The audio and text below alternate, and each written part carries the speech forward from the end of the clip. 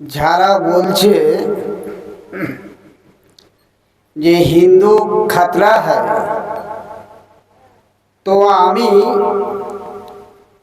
সেই হিন্দু সনাতনী ধর্মের মানুষদেরকে বলছি, তোমরা যে হিন্দু মুসলিম করে গোহত্যা বন্ধ করা নিয়ে যে হিন্দু মুসলিমের মধ্যে যে লড়াই দ্বন্দ্ব বাড়াচ্ছ, তো আমি সেই দৃষ্টান্তে বলছি।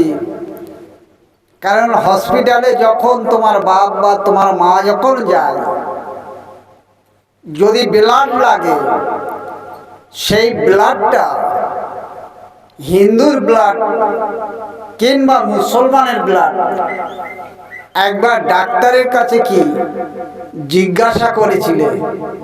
তাও তো জিজ্ঞাসা করেননি।